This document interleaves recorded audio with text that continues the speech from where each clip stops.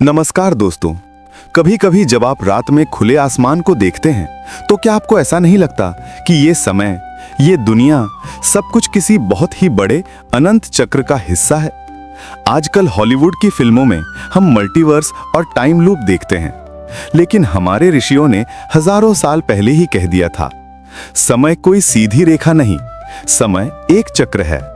और दोस्तों, आज का वीडियो मेरे लिए बहुत खास है क्योंकि आज हमारे 31 दिन 31 वीडियो चैलेंज का 5वां दिन है और इस साल के खत्म होने में अब सिर्फ 27 दिन बचे हैं। मेरी एक छोटी सी इच्छा है कि इसी साल आप सबके समर्थन से हम अपना ये चैनल दिव्य अध्यात्म, स्पिरिचुअल एंड मिस्टीरियस मोनेटाइज करा सके। और ये तभी संभव है जब आप हर वीडियो को अंत तक देखें, लाइक करें, कमेंट करें और शेयर करें। आपका हर सेकंड इस मिशन को शक्ति देता है। चलिए अब बढ़ते हैं आज के इस दिव्य रहस्य की ओर। ज्यादातर लोग सोचते हैं एक बार सतयुग आया, फिर त्रेता, फिर द्वापर, अब कलयुग चल रहा है और इसके बाद सब खत्म हो जाएगा। लेकिन क्या आप जानते हैं, जिस कलयुग में हम आज जी रहे हैं वो इस धरती का पहला कलयुग नहीं है। शास्त्र कहता है ये 28वां कलयुग है।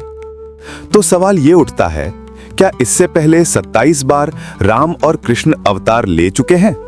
क्या 27 बार महाभारत जैसा युद्ध हो चुका है? आज की इस विशेष वीडियो में ब्रह्मा जी की घड़ी के अंदर, जहां इंसान का एक साल भगवान के एक पल के बराबर भी नहीं है, समय की गणित। सबसे पहले हमें समय की इस विशाल गणना को समझना होगा। घबराइए नहीं, ये कोई बोरिंग मैथ्स क्लास नहीं, ये वो ज्ञान है जो हर सनातनी को पता होना चाहिए। शास्त्रों में सबसे छोटी इकाई है निमिष, यानी पलक झपकना, और सबसे बड़ी इकाई है ब्रह्मा जी की उम्र। 4 युग हैं, सतयुग, त्रेता, द्वापर और कलयुग।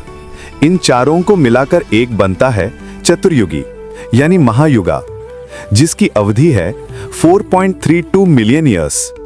अब यहां से खेल बड़ा हो जाता है।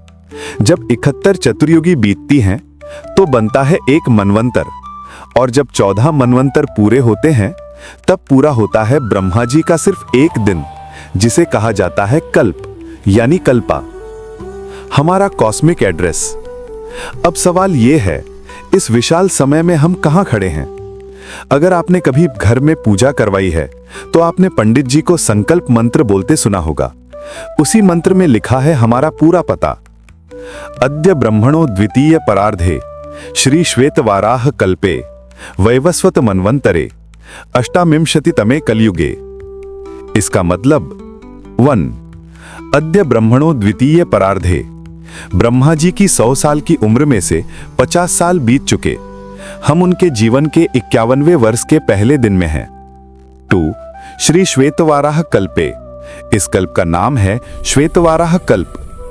3, वैवस्वत मनवंतरे, 14 मनवंतरों में से 6 बीत चुके, हम 7वें मनवंतर में हैं, जिसे कहा जाता है वैवस्वत मनवंतर। 4, अष्टाविंशतितमे कलयुगे, इस मनवंतर में 71 चतुर्युगी होती हैं, उनमें से 27 बीत चुकी और अभी 28वीं चतुर्युगी का कलयुग चल रहा है। जी हां, हम 28वें कलयुग में जी रहे हैं। तो क्या इसका मतलब है कि इतिहास खुद को दोहराता है? रामचरितमानस और योग वशिष्ठ में काकभुशुंडी नाम के एक अमर ज्ञानी कौवे का वर्णन है। उन्होंने कहा, उन्होंने 11 बार रामायण देखी है और 16 बार महाभारत, लेकिन हर बार कहानी अलग थी।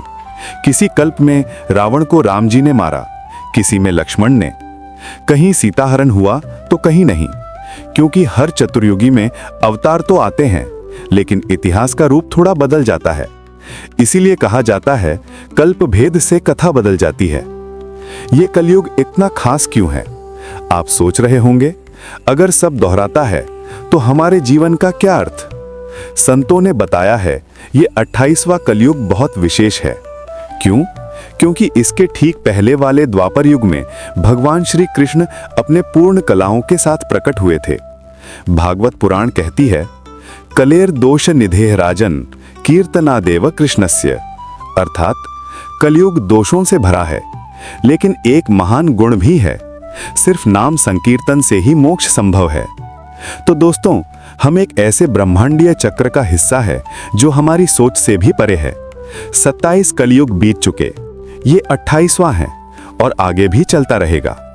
लेकिन हमारे पास यही एक मौका है अपने कर्मों को सुधारने का, अपनी चेतना को ऊंचा उठाने का। आपको यह ज्ञान कैसा लगा? क्या आप पहले से जानते थे कि हम 28वें कलयुग में हैं? कमेंट में लिखिए जय श्री महाकाल। और अगर आप सनातन के ऐसे ही रहस्यों को जानना चाहते हैं तो चैनल सब्सक्राइब करें। कल डे 6 में मैं एक और ऐसा रहस्य लाऊंगी जो आपकी आत्मा को हिला देगा। तब तक अपना ख्याल रखें। ओम नमः शिवाय।